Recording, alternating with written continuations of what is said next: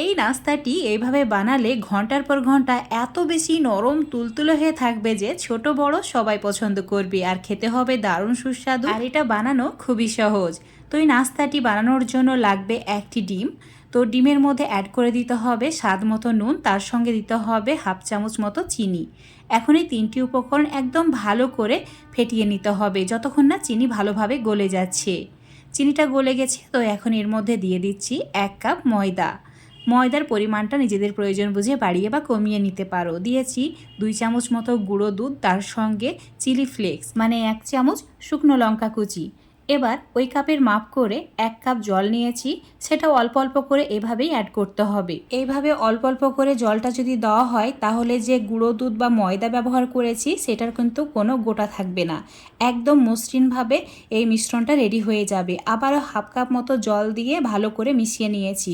1 cup ময়দার জন্য টোটালে এখানে 1.5 কাপ মতো জল লেগেছে। যদি তোমরা আটা দিয়ে করো তাহলে 1 কাপ আটার জন্য 1 কাপই জল দেবে। মিশ্রণটা ঠিক এই রকম পাতলা করে রেডি করতে হবে। নাস্তাটি বানানোর জন্য মিশ্রণটা একদম পারফেক্টভাবে রেডি হয়ে গেছে। সঙ্গে সঙ্গেই রেস্টে না দিয়েই নাস্তাটি বানিয়ে নিতে হবে। তো চুলোর ওপর একটা ফ্রাইং প্যান গরম করে নিয়েছি। চুলোর ফ্লেমটা মিডিয়াম টু লো রেখে মিশ্রণটা 2 হাতা মতো দিতে হবে। আর মিশ্রণটা দেওয়া হয়ে গেলে চুলোর ফ্লেমটা হাই করে দিতে হবে। 20 সেকেন্ড মতো ওয়েট করলেই খুব সুন্দরভাবে এই নাস্তাটি রেডি হয়ে যাবে। মানে এই যে পরোটাটা বানাচ্ছি সেটা একদম খুব সুন্দরভাবে অটোমেটিক উঠে আসবে। তো এইভাবে আরও একটি বানিয়ে দেখাচ্ছি, দেখো কত সহজে এগুলো রেডি হয়ে যায়।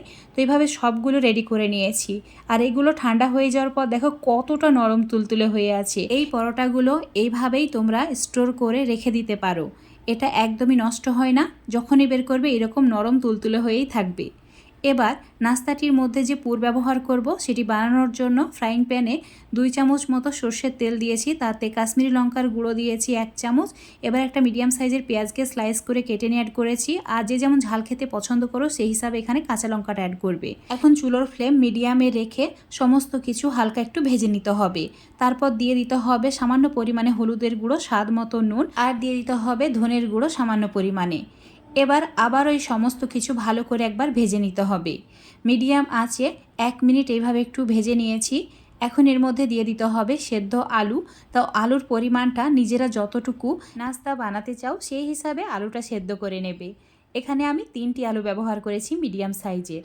আলু দিয়ে দেওয়ার পর ভালো করে একবার নাড়াচাড়া করে মিশিয়ে নিয়েছি। এবার দিয়ে দিচ্ছি সামান্য পরিমাণে গরম মশলার গুঁড়ো, তার সঙ্গে অল্প একটু ধনেপাতা কুচি। আবারও হাই ফ্লেমে 1-2 মিনিট এভাবে রান্না করে নিতে হবে, তাহলে রেডি হয়ে যাবে। এখন এই আলুর মিশ্রণটা ঠান্ডা করে নিচ্ছি। সম্পূর্ণ ঠান্ডা হয়ে গেলে সামান্য পরিমাণে আলুর মিশ্রণ নিয়ে এইভাবে হাতে লম্বা করে নিতে হবে। আর একইভাবে বাকি আলুর মিশ্রণ দিয়ে এইভাবেই বানিয়ে নিতে হবে। এখন একটা পরোটা নিয়ে নিচ্ছি। আর পরোটাটা দেখতেই পাচ্ছ কতটা নরম হয়ে আছে। ঠিক সাইডে এইভাবে আলুর মিশ্রণটা রেখে দিতে হবে, তারপর এইভাবে ফোল্ড করে নিতে হবে। আমি যেভাবে ফোল্ড করে নিচ্ছি হুবহু ফলো করে তোমরাও এইভাবে ফোল্ড করে নেবে আর এরকম করে রোল করে নেবে, তাহলে এটা দেখতে অনেক বেশি লোভনীয় লাগবে। আর এইভাবে যাকেই তুমি সার্ভ করবে সেই অনেক বেশি পছন্দ করবে। আজকের এই দারুণ সুস্বাদু আলুর রোলটা তোমরা বাচ্চাদের টিফিনে এমনকি অফিস লাঞ্চ বক্সেও দিতে পারো। যখনই খাবে এই রকম নরম তুলতুলে হয়ে থাকবে আর তোমার অনেক বেশি প্রশংসা করবে। একইভাবে আরও একটি রোল করে নিলাম আর বাকিগুলোকেও একইভাবে রোল করে নেব। আজকের রেসিপিটা যদি তোমাদের কাছে ভালো লেগে থাকে অবশ্যই এভাবে একবার বানিয়ে খেয়ে দেখবে, তারপর লাইক শেয়ার কমেন্ট করে দেবে। রেসিপিটি যদি ফেসবুক পেজ থেকে দেখো অবশ্যই পেজটাকে ফলো করে নেবে, আর ইউটিউব থেকে দেখলে চ্যানেলটাকে সাবস্ক্রাইব করে রাখবে আরও এরকম রেসিপিগুলো পাওয়ার জন্য। দেখতে পাচ্ছ কতটা লোভনীয় হয়েছে। এটা অনেকক্ষণ পর তোমাদের দেখাচ্ছি, একদম নরম তুলতুলে হয়ে আছে। তো বন্ধুরা অবশ্যই এভাবে একবার হলেও বানিয়ে খেয়ে দেখবে।